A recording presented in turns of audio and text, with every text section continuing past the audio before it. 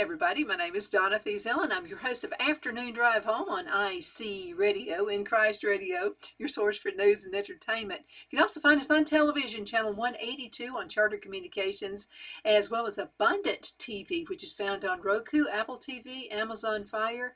And guess what, Brian? We're also in Australia right now. Wow. Yeah, awesome. So that's pretty cool. That's great. Yeah. Rob Patz is the owner of Abundant TV, and he made the announcement a few weeks ago. And he said, it's going to happen in about a month. And I'm saying, so I've been in this type business for a really long time. And I thought, yeah, sure, it'll be a year before it happens. But it did.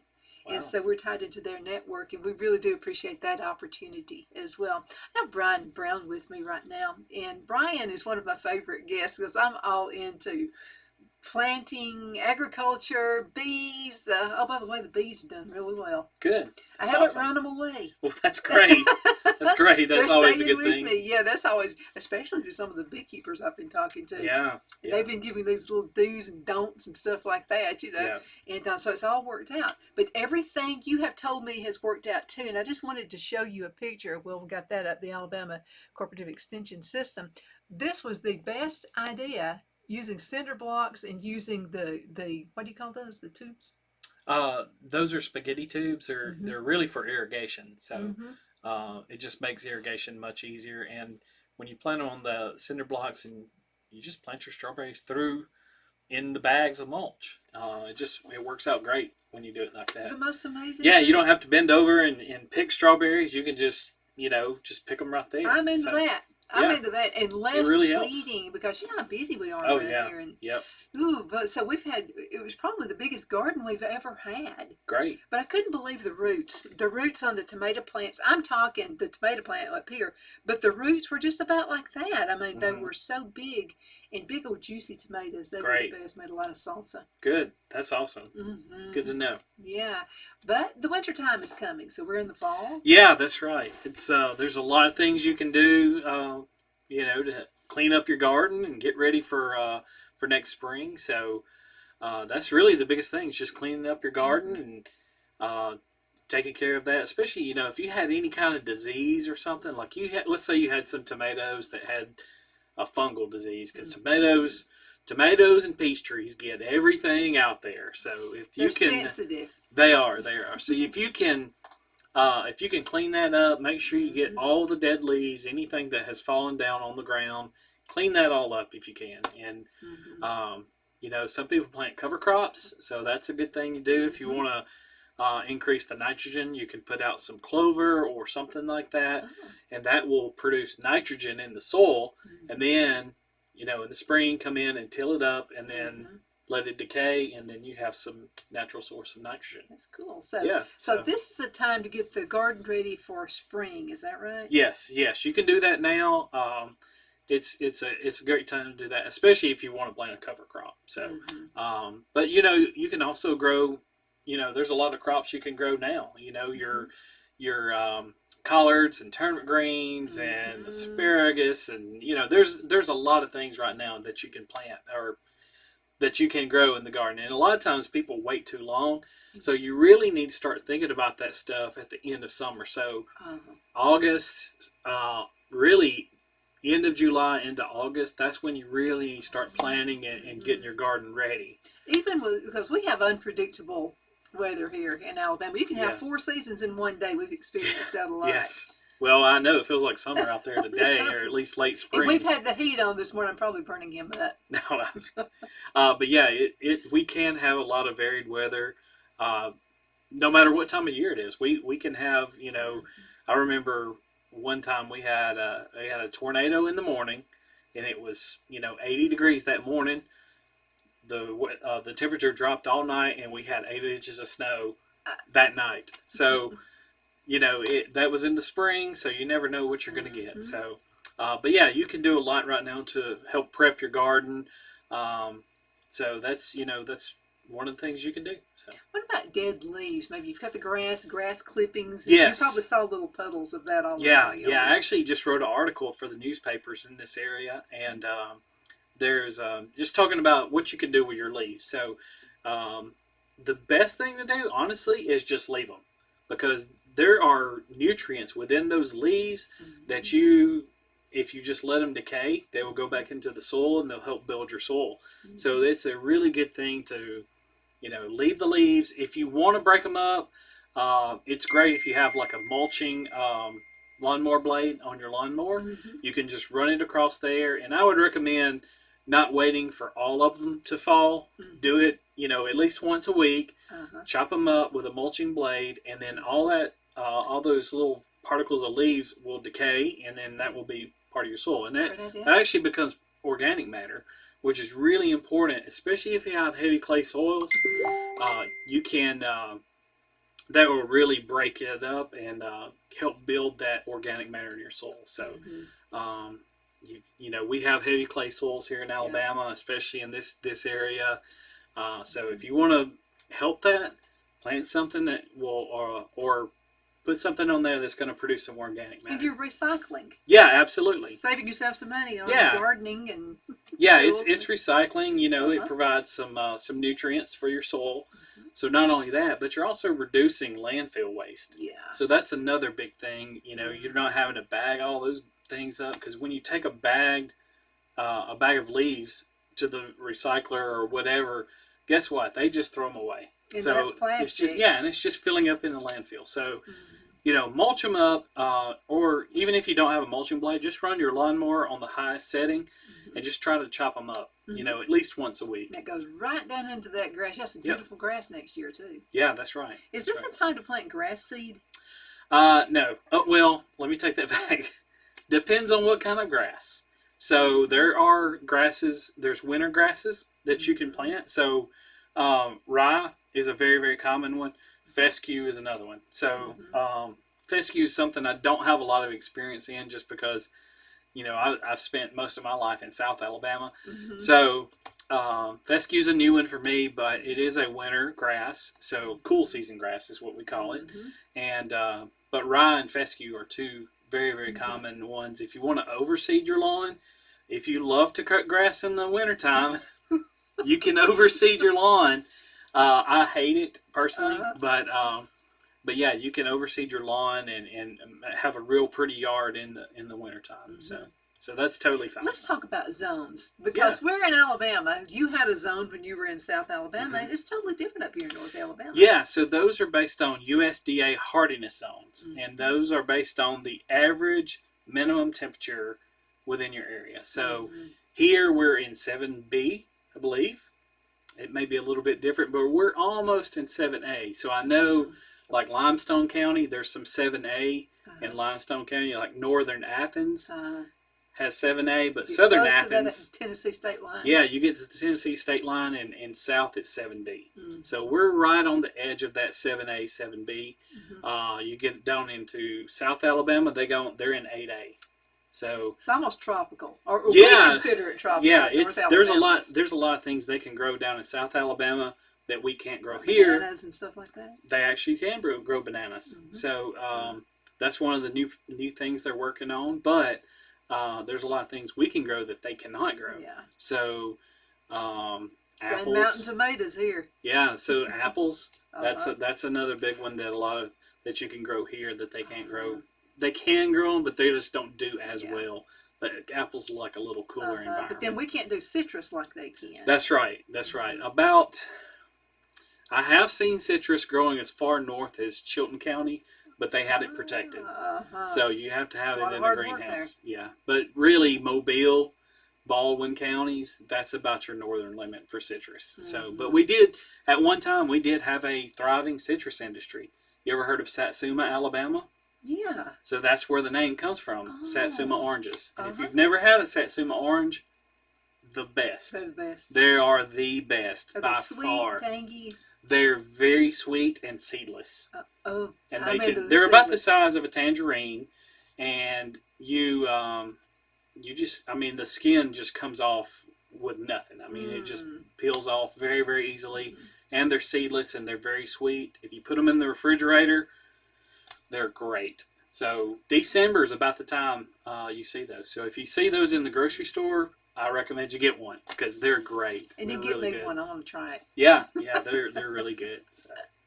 Yeah, boy, this time of the year. I'll have to tell you that I'm a little sad Hmm. because I really love the hot summertime. I know I'm weird, but I really like the hot summertime. It's just the time you get out and you get to see things grow. But I have a Hmm. greenhouse, so I Yeah. kind of get to see that through the winter too. Yeah, and greenhouses, they're for growing things, obviously, but they really extend your season. So you can have things longer in the fall, or you can start them early in the spring, and then you'll have a Mhm. crop way faster than you would if you just Mhm. went out and planted it in your yard or something. That's what I did. So. My dog Buddy is very loving to me, not to anybody else, but to me.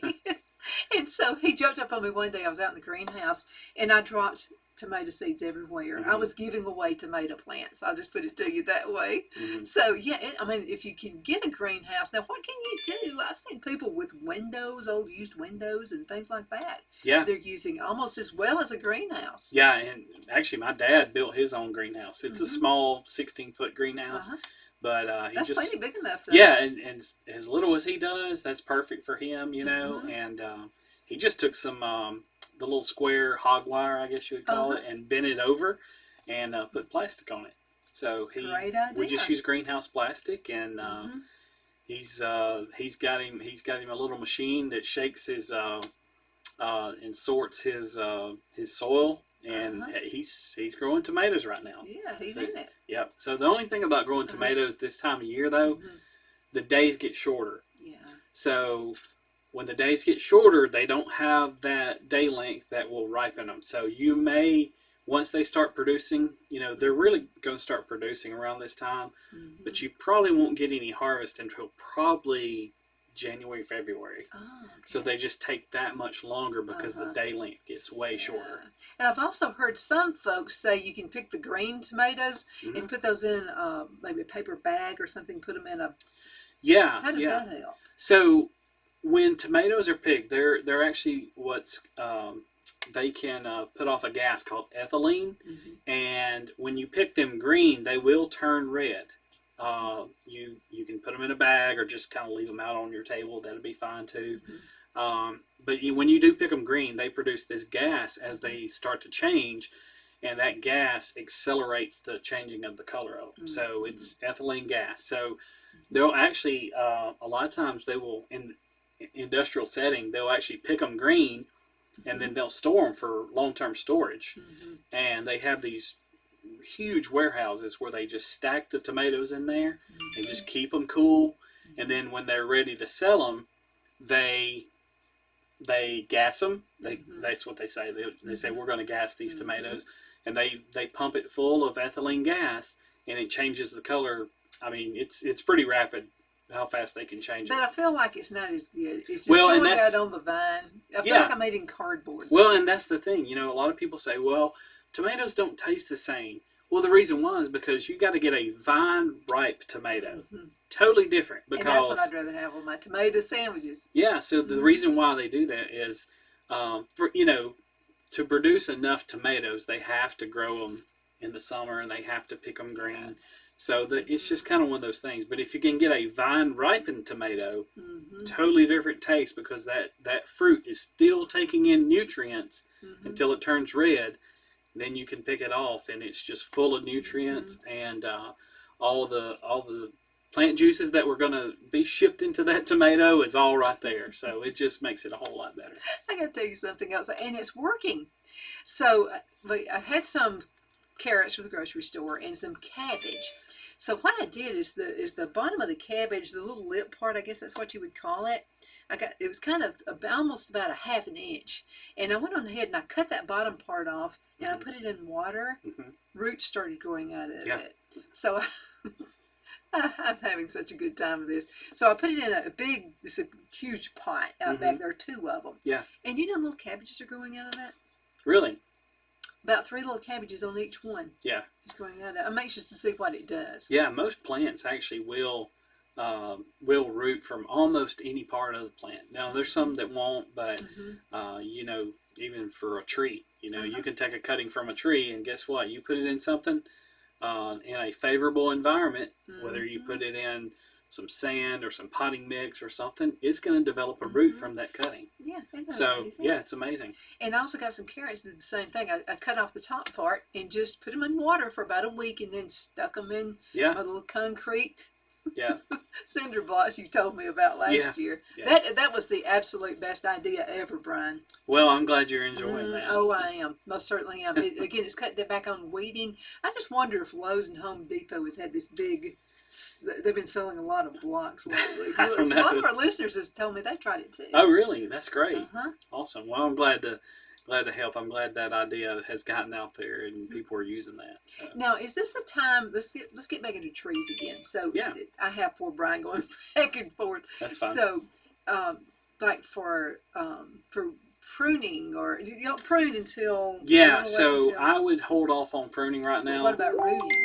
Rooting, absolutely, because right now trees and shrubs are kind of storing up for the winter. So a lot of that sap flow is down into the roots right now. Mm-hmm. So it's a great time to plant. If you have a tree that you want to put in the ground, right now is a perfect time to do it. So we actually planted some trees down at the Etowah County Library. We planted some peach trees. Mm-hmm. So hopefully they'll live. I hope they do.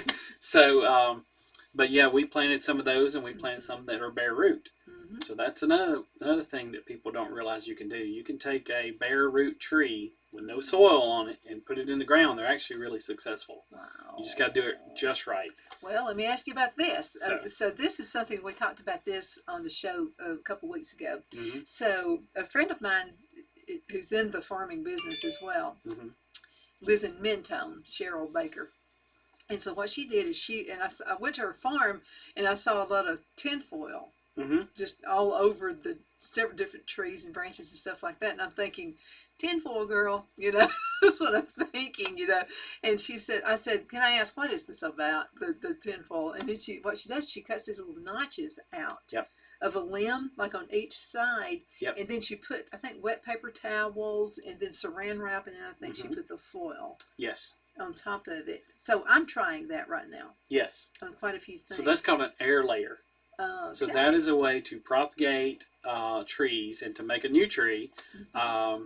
And there's several ways you can do that, but what we used to do and the way we were trained to do it is you basically make a wound. It doesn't have to be rigged, maybe an inch, something Mm-hmm. like that. So just barely make a wound on it. Take some sphagnum moss, wet it. Mm-hmm. It's hard to wet sometimes, but get it really wet, put it around that wound, and then saran wrap, like you said, Mm-hmm. saran wrap around it, and then use some of the pipe cleaners or bread ties or anything that's kind of a wiry kind of thing, and then tie it on each end. And then if you want to put foil around it, that's totally fine. Aluminum foil will be fine. Mm-hmm. But if you just want to leave it in the plastic, that's okay too. Mm-hmm. So it just tends to dry out though. So if you cover it up, that will keep that moisture inside of there. So then maybe in the spring you're ready to plant? Yeah, so once it takes several weeks for it to root, but you can take that off and kind of check it out and see if you've got any roots forming.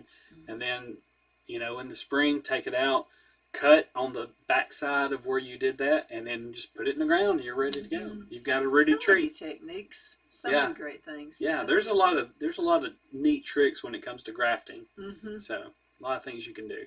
Yeah, I think it'd be fun to get an apple tree and try to make a peach tree. I mean, could you do that? Well, like a weird variety.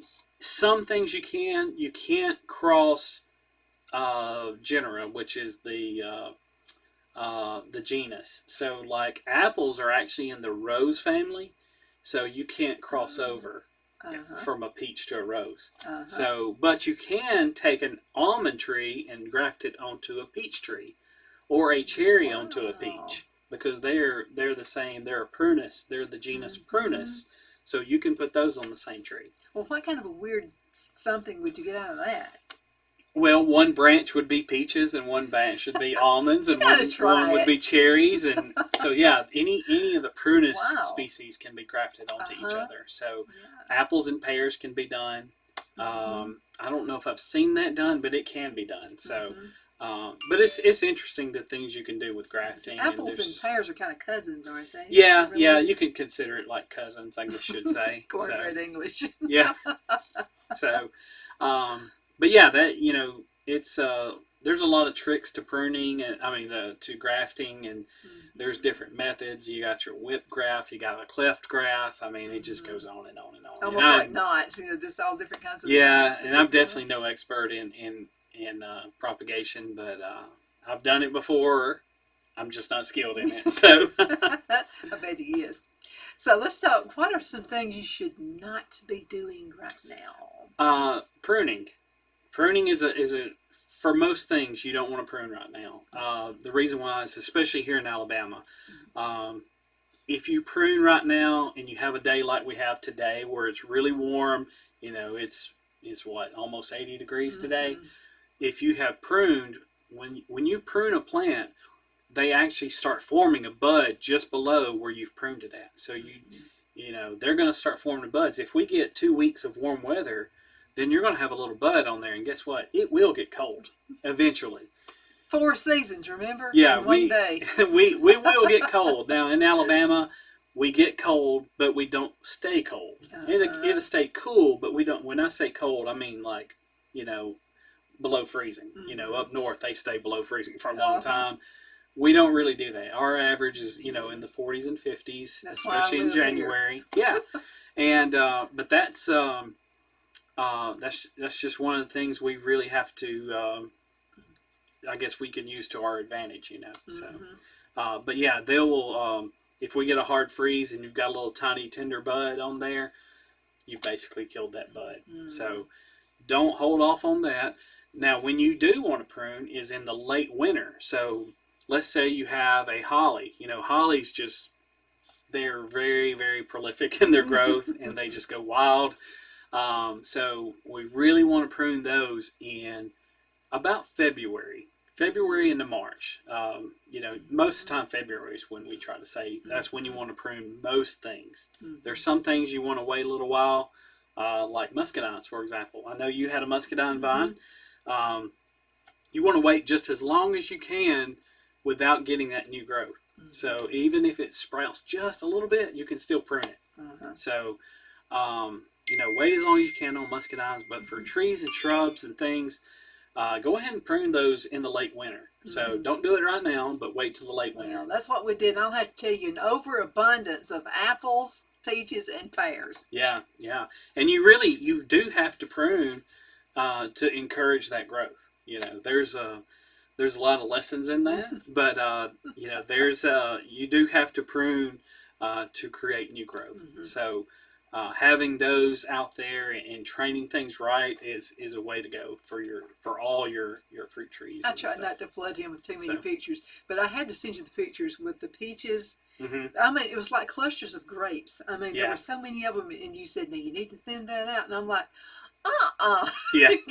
They're supposed to stay in there. He's got to be wrong about that. But you were right. You were absolutely right. We wound up having the biggest, most beautiful peaches. Yeah, you've definitely got to thin it. If you don't thin, you're going to end up with peaches that are this big, and hundreds of them, rather than quality peaches. Just a couple of days too, Brian. After you said thin them out, because they were small, and so when we started thinning them out, almost overnight, they started just growing like crazy. Yeah. Well, and the reason why they do that is because if you have let's say 500 peaches on there, all those resources, the nutrients that come up through there, the sap that gets into the peach, all that's going into 500. Well, if you reduce that to, let's say, 100, then you have that much more, the same amount of liquids going into those peaches. So that's why you get a much bigger peach. Well, I feel it's really enjoyed those peach cobblers. So that's been really good. Yeah, and this is the first year we've had this much fruit, and those trees are just about 5 years old. Yeah. Well, it's hitting its peak right now. So you'll have good fruit for a long time. Yeah. Hopefully. Oh, that's really good. Now, pecan trees. Yeah. I'm not having a whole lot of luck with them. Most people don't. Have you fertilized? Okay, so I'm not sure if I've done it too much, not enough. Most people, I would say, under fertilize, if at all. A lot of calls about pecan trees. I probably get more calls about pecans than any other thing. And the only thing you really can do is one, you got to buy. There's actually a disease called scab, pecan scab. It's very, very bad here in the South. So if you've got an old pecan tree, very old variety, it's been in your yard for 75 years, it's probably going to have scab. It just ruins the nut on there. It's just not very good. You can spray for scab, but the homeowner usually can't, because you've got to get all the way up into the top of that canopy to spray a fungicide to get rid of that. So it's very impractical for homeowners. So number one, if you're going to plant a pecan tree, make sure you choose a pecan that is resistant to scab. Very important. That's number one thing. Number two thing, plant your tree correctly. If you have questions, you're more than welcome to contact me, and I can teach you how to plant correctly. Just about every tree that I have seen in the landscape has been planted incorrectly. How deep? It depends. You don't want to go any deeper than the root flare. So, and that's for every tree you could possibly plant. So, a root flare, when you're a kid and you're drawing a tree, how do you draw a tree? You draw it like this, right? Every kid is, from kindergarten to the time they can pick up a pencil or a crayon, they draw a tree like this, and it flares out. That's called the root flare, and that's very, very important, because if you go deeper than that root flare, you'll basically starve your tree. So it's very important to plant that right even with the soil. So the bottom of that root flare should be even with the soil. If you do that and you make sure there's no roots growing over each other, which will cause girdling roots or circling roots, break those roots up, take a knife and cut them. It's not going to hurt. It may hurt your feelings, but it's not going to hurt the tree. He must have been hanging around watching me. So cut those roots up when you pull it out of the pot, and make sure they're not circling, and I guarantee you it'll work. Yeah. So planting a tree properly is essential. But, and that goes for any tree, but for pecans, plant it correctly. Choose one that's resistant to scab. And you can, for Alabama people, you can look up just Google Alabama Pecan Growers Association, and they have a list of all the scab resistant varieties out there. Okay. So that's number two. Number three is fertilize. You have to fertilize, and you have to, depending on how old the tree is, you want to use 1 pound per year of age. So if a tree is 15 years old, you want to use 15 pounds of a triple 13, for example. So these are about 5 years old. Okay, so you would want to use at least 5 pounds of triple 13 in April. In April. And then you want to use 1/10 of a pound of zinc sulfate per year of age. So what's 1/10 times 5? I can't do math. I'll figure it out. So 0.2 pounds. No, I'll get him to do it, and I'll get him to send me a text. So 0.2 pounds is, I think that's right. So 0.2 pounds of zinc sulfate. Okay. So that's in April, and then in June, put on 5 more pounds of 3400, which is ammonium nitrate. Okay. So if you do that and you fertilize every year, you're probably going to have pecans. Oh, I hope so, because we love pecan pies too. Yeah. I'll make you a pecan pie when that happens. Yeah. So that's... Now, when you fertilize, should it be like right up at the tree? No, absolutely not. You want to fertilize all the way to the drip line. So if you have the canopy of the tree, where the edge of that canopy of the tree is, that's what we call the drip line. Okay. And you want to fertilize at least to that area, and probably a little bit further out, because the roots are kind of seeking out that. So if there's that's where I've been messing up. Yeah. So if there's fertilizer out there, they're wanting to grow out there, and so that will that's establish a great the analogy. roots. Yeah. Okay, that makes a whole lot of sense. Yeah. Been putting it too close to the trunk. Yeah, you've got to spread it out. So that's where the roots are. Most trees' roots are actually in the top 6 to 8 inches. So within 6 to 8 inches of soil, the mass of the roots are about that deep. Okay. So you see all these pictures of like a drawing of a tree. It looks like an iceberg. That's not true for most trees. I would say the vast majority of trees are growing within this amount of soil. Oh, okay. So there are some tap-rooted varieties, but Mm-hmm. the feeder roots, the important roots, grow in that top 6 to 8 inches. Mm-hmm. That's important, especially if you park your car under your tree. If you're doing that, stop. Don't. Not with If the weather you're- we have here. My neighbor, actually, I went to his house to help him cut some trees down, and he said, "Hey, what's wrong with my tree in my backyard?" Mm-hmm. And his old Lincoln was standing right under that. And I'm like, "How long have you been parking there?" He goes, "Well, maybe this year I've just started parking there." And I'm like, there you go. That's what's wrong. And it was funny because you look at where the car was parked at, right above in that tree canopy. That's where all the dead limbs were at, on that side where he had been parking. Oh, wow. And he had compressed those roots and killed that tree. So it's that very makes sense. Yeah. It really does. One more question. We've got to go into a commercial break. Should there be a mama tree and a papa tree, or can you just plant one tree? For pecans or for anything? You have to get the right variety of pecan. So there are types that will pollinate each other, and so you have to get the timing right. So you have to get the right variety that's going to open its pollen at the same time that the other tree is receptive. So yeah, you do need a pollinator, but there's a lot of pecans here in Alabama. They're pollinated by wind. So if you've got another pecan in the same area, that may be the thing. So I would recommend just going to the Alabama Pecan Growers Association and looking up that, and we can, you can find out That's in a different what will spot. grow. Right here in the country. Yeah, I'll tell Phil. Now, Phil planted 2 of them, not too close together. But he said, "I think we need a mama and a papa." Yeah. And I said, "Well, let's go for it. Yeah. Let's go to a commercial break. We're going to be right back. I want to talk about pests. Oh yeah. Not my kid brother, but I'm like pests in the garden. We'll be right back."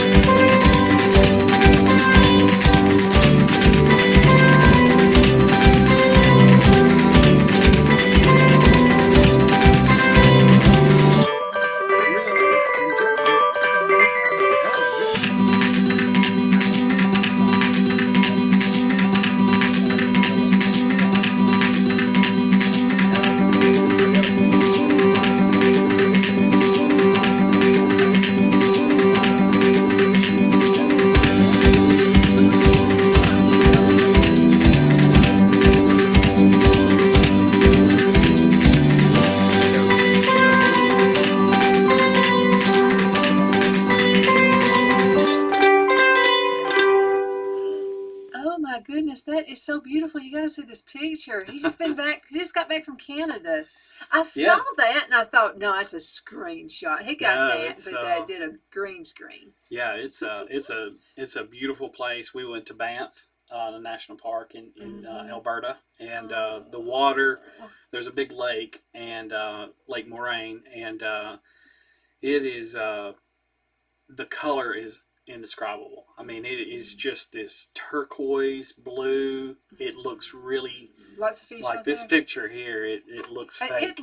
It does. And that's unedited. That's the color. So it's outstanding. So I guess we could show it up there. Yeah, let's let everybody see it. Yeah. This is a beautiful, beautiful picture right there. Yeah. Look, I don't know if you can see it right there.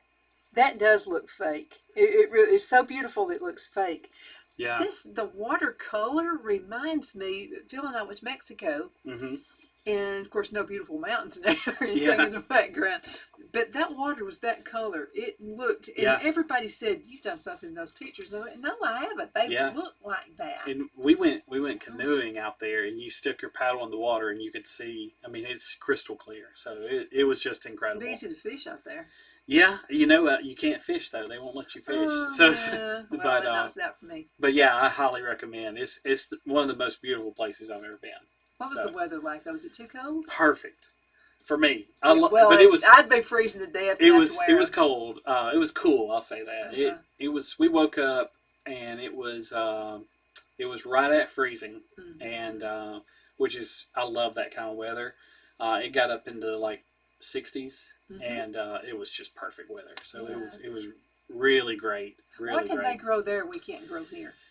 A lot of things, but it's funny. We went to Calgary afterwards, and we drove south from Calgary, Mm-hmm. and for hundreds of miles, as far as you can see in both directions, we were driving south, going towards the border, hayfields. Mm-hmm. They grow. I've never seen so much hay in my life. Really? I mean, hundreds of thousands You of think the acres. weather wouldn't allow it? Yeah, they grow a lot of stuff up there. Uh-huh. Yeah, and there's a lot of places that grow things that you wouldn't think about, like they grow peaches in Michigan. Yeah, I know there's some really good Yeah, peaches there. yeah. So it's just interesting how, you know, they just find what grows there best, and blueberries, and if you go over one province in Canada, in South, I forgot the name of the town there, but right there in British Columbia, they grow blueberries, lots and lots of blueberries. Wow. So yeah, I mean it's really amazing to see what you gotta people grow grow. your own stuff. Because groceries are getting so expensive Yes. right now, and we kind of like to eat. So Yeah. so I'm really glad we had the garden this year. Yeah, absolutely, Mm-hmm. absolutely. So, but yeah, it was a fun trip. I highly recommend. Brian People Brown go. is with me right now, and this is the guy I go to about all my planting stuff. I probably worry him to death. I try not to, but I'm pretty sure I do. But this is so much information you've given us and all of our listeners, and we got the best listeners ever. Yeah, They are the best. Okay, I want to talk pests. Yeah, Because so I'm smelling a rat somewhere, and we live in the country, and we lived in Charlotte, North Carolina, not downtown, but we lived in the suburbs. mm-hmm. And there's two things that I love living here, but there are two things I really liked. I didn't have to dust as much when I was living there. Mm-hmm. I mean, you could get by with dusting once a week, and probably even longer than that. And we didn't have the pests that we have here, like we have on the farm, but I'm bringing them in with chickens, I'm sure. Yeah. If you're going to have any kind of farm animal, you're probably going to have, especially but I gotta have mice and things like, right now, a lot of the mice and a lot of insects too are looking for somewhere warm to get. So, in a few weeks, when it actually does turn cold, you're probably going to see a lot more insects moving into your home. But you can take care of that. There's an easy way to do that. There is hope for it. If you have mice, you can use mice bait. You can use traps, but traps usually don't get everything. Yeah. But if you use those bait, I used some in my house before. They're basically little pouches that have warfarin, and actually it's a blood clotter, and that clots their blood, and they just die. So, and you don't have that smell? I don't think I haven't smelled them in my house, so I think it does. I think it gets rid of that smell. And so it dries them up. It dries them basically, up. Because I know he's being kind. I can smell a rat somewhere. I don't know where it is, and I'll have to start tearing down the ceiling or something. Well, I think it's up in the ceiling. But and we also, if you have ladybugs coming in your house, I know that's a huge problem for a lot of people, especially here in Alabama. No, we did a couple years ago. I don't know where they came from. It's just like they were everywhere. Yeah, so they're seeking out somewhere warm. Stink bugs also, we get stink bugs in the house. But the thing you need to do if you want to control ladybugs, actually are called Asian lady beetles. They're actually Asian lady beetles. Ladybugs are a little bit different, but they're orange ladybugs you see in jewelry and stuff like that. Yeah, so these are the little orange ones, and they stink. They smell awful. They're really bad. So if you want to get rid of those and stink bugs and really roaches and spiders, basically anything that's creepy crawly, you can spray some insecticide around the perimeter of your house. Spray all around your windows, all around your doors, any opening you have in your house, like over the eaves. So I have a brick house where the eave of the house comes down and meets with the brick. Spray there.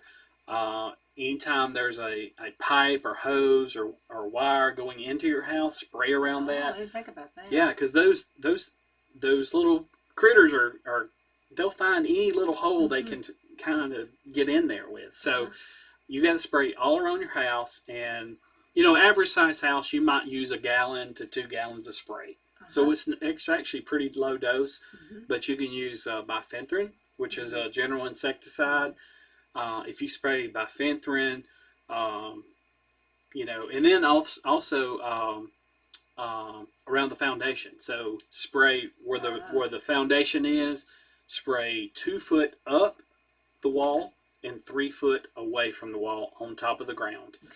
If you do that and you spray around your windows, doors, and all that, I'm telling you, it will work. All right. Yeah, and especially like I had when I moved in my house when I lived in Opelika, it had been sitting for a long time, so there was a lot of roaches and stuff. And a professor gave me some bifenthrin, and we sprayed that, and I started seeing dead roaches everywhere within about a week. It took about a week for it to really start seeing.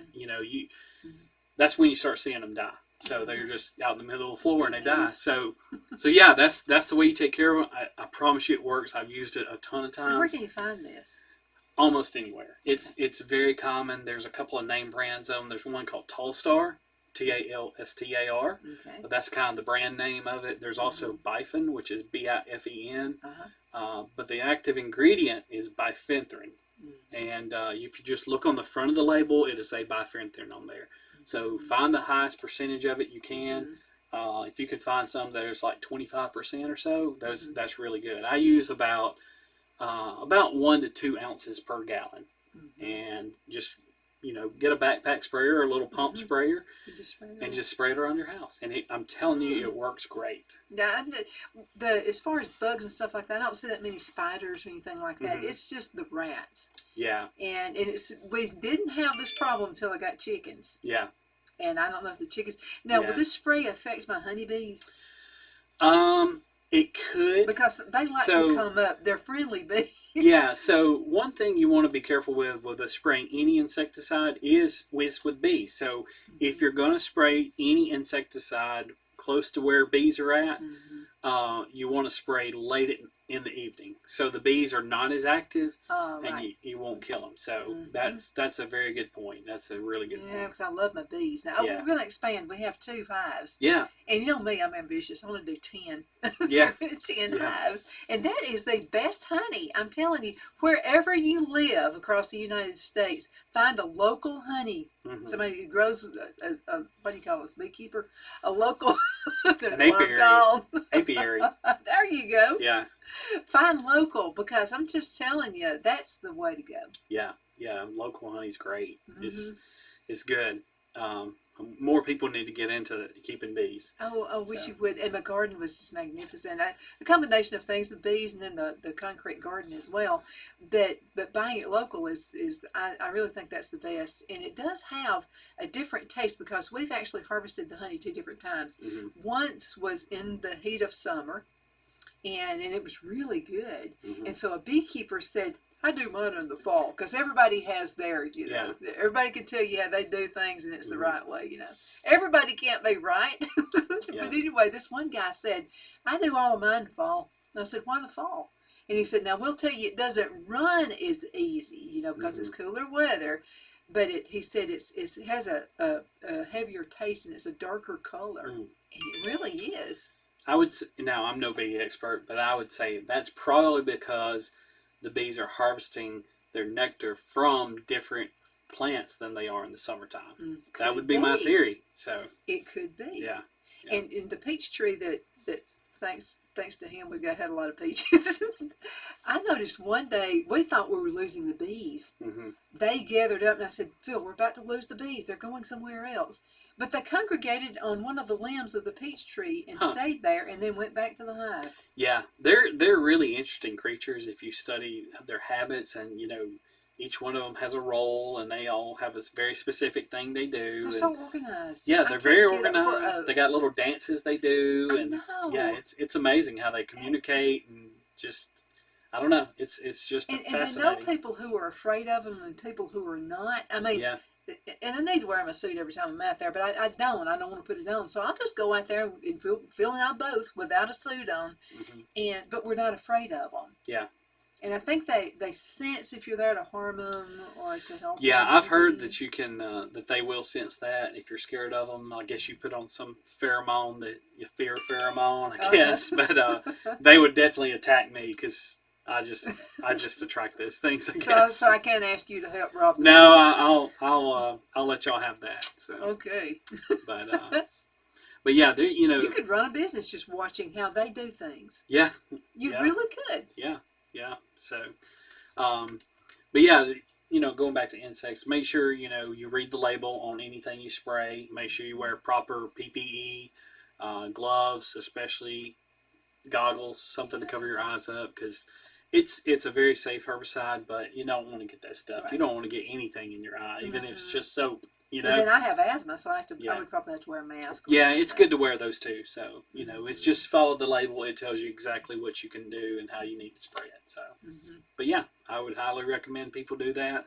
If they get anything crawling that's getting in their house, it will take care of all that. So, yeah. Go ahead. Sorry. I love animals, but not bugs. Okay. Yeah. So, but yeah, another thing that you can do this winter is lawn burrweed. You ever heard of lawn burrweed? Let's talk about that. Stickers in your your don't yard. go barefoot. Okay. Yes, stickers in your yard. So if you really want to get rid of those, you're almost really past time to control that. But there is something you can still do. So they are a winter annual weed. Okay. And most people call them stickers. They just stick in the bottom of your feet. And we've got just a few of them out at the back. Yeah, and they can take over really quickly. So if you do have them, first thing you do is if you want to hit them at the end of September with some pre-emergent herbicide, that's the best way to control it. Just hit it with some pre-emergent herbicide. There's several brands out there.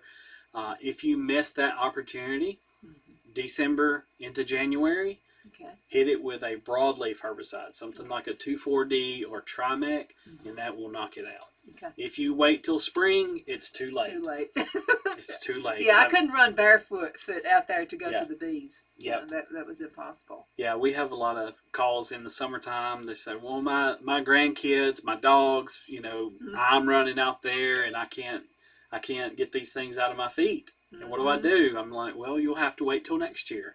So, unfortunately, that's all you can do. Is that kind of a new thing here? Because I don't remember seeing that when I was a kid growing up. No, it's been around for a long, long time, and people, if you don't control it, like I said, either in the fall or in the wintertime, it's going to be too late in the spring. So if it's still green in the spring, but it's got the little actual burrs that stick in you, when you kill it, it actually makes it much more hard.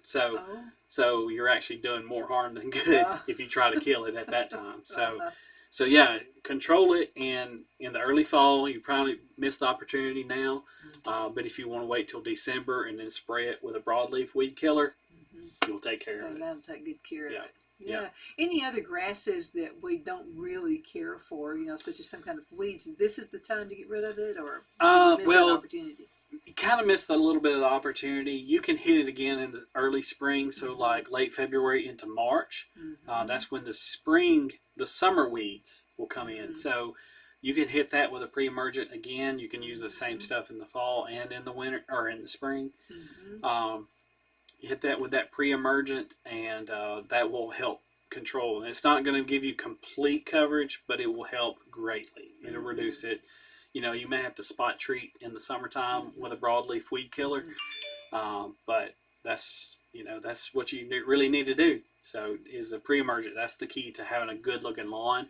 Now in your garden, if you've got grassy weeds, there's not a ton of options, but there are some options. So if you're a non-organic farmer, you can use what's called sethoxidime, which is we call them DIMs and FOPs, so DIM and FOP.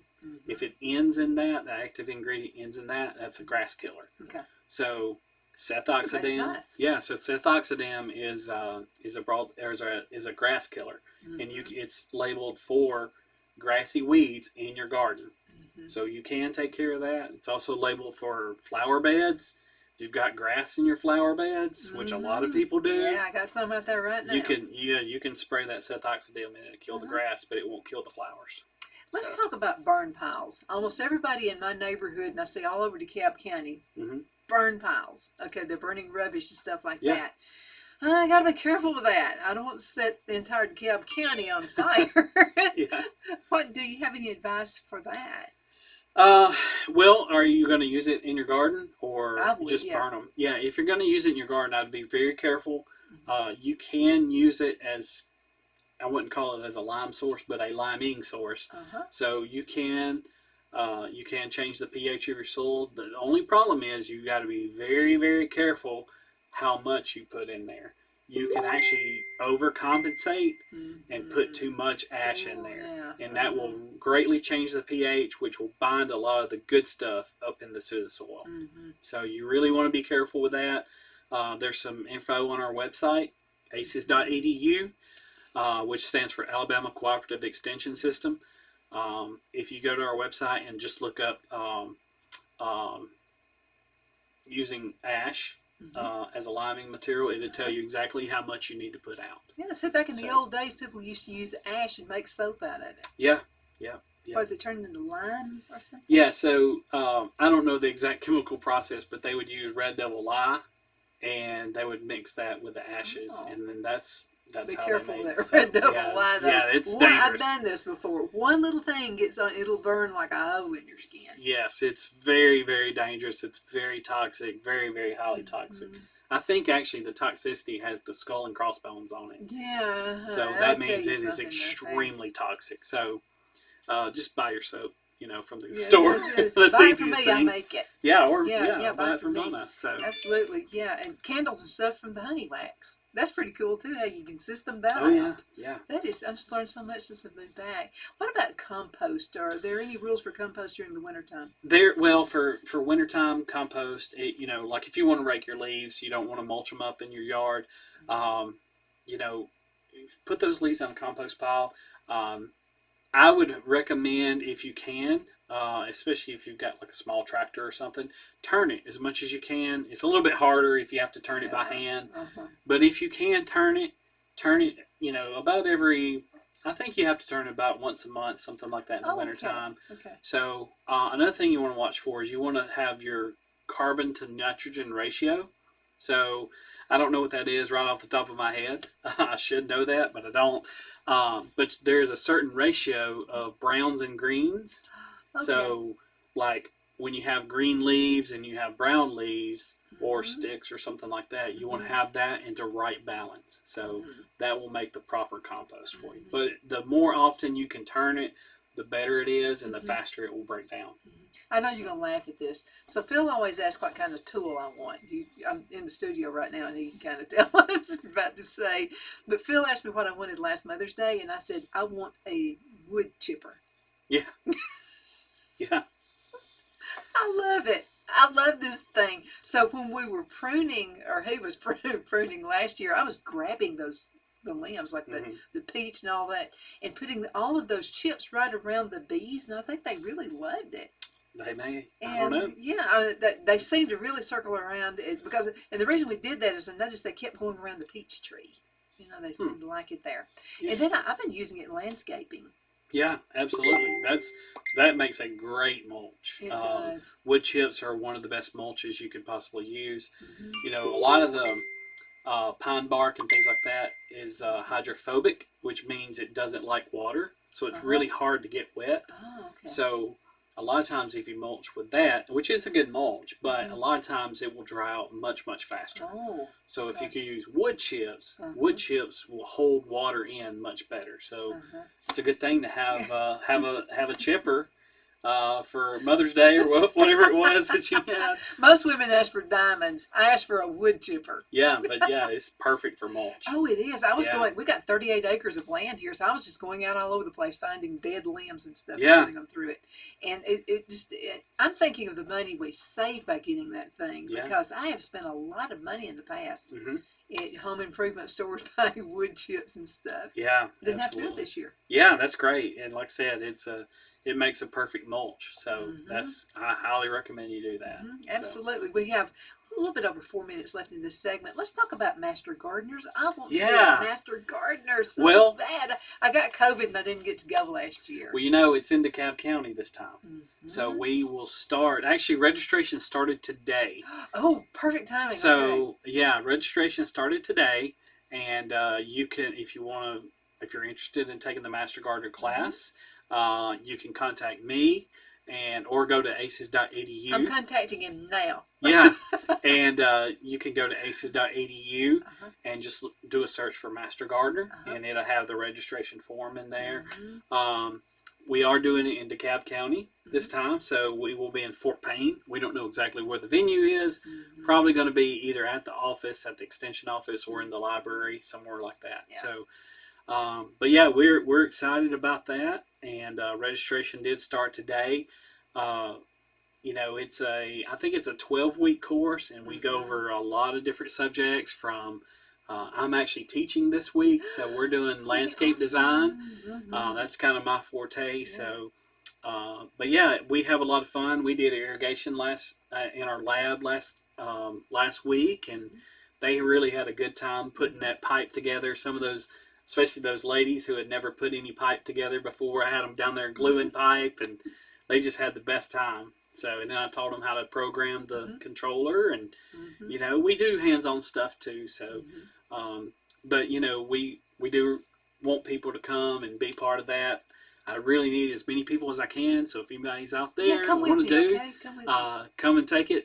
We'd love to have you. And we also have one. If there's a lot of people who actually can't take the class, but they still want to learn. Yeah. So we do have an option for that now. It's new. It's called Garden U, and all the lessons are the exact same as what you would in the Master Gardener, but you don't have that volunteer component. So we do want Master Gardeners because it is a volunteer organization.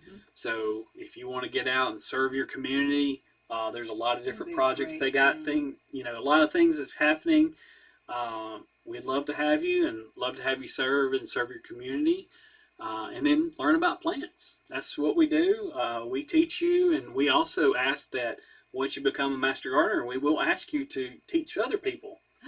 So that's another thing we want people to do once they become a Master Gardener is to share their knowledge and their skills and really their passion to teach other people about plants. That's what it's all about, especially in this season we're in right now where grocery prices are so incredibly high. Yep. I want to help people. Yeah, and it's a great way to do that. You'll learn a whole lot. We don't get into the really deep science of it, but there is some sciencey type things in there. So we teach you what we know, and there's some great teachers. I'm not one of them, but he would be awesome. But we do have, basically the people who teach are the people who have that specialty. So like I have done landscape design, and I really like design and plant, like landscape plants. So that's kind of what I teach. And like one of our coworkers, Danny Carroll, she does vegetable gardening. So she's really passionate about vegetable gardening. So we kind of divide that up that way. So that's great. But all the courses are online now. But we still meet together in person. We'll watch it together. You do your homework online and everything, and then we come together and we meet for labs. So it's fun. I want to come with me, okay? We'll just have a whole bunch of fun. Brian Brown, thank you so much for coming on the show today. Sure. I always look forward to talking to Brian. He's another awesome guest. So you guys hang in there, and we'll be back shortly with another awesome guest.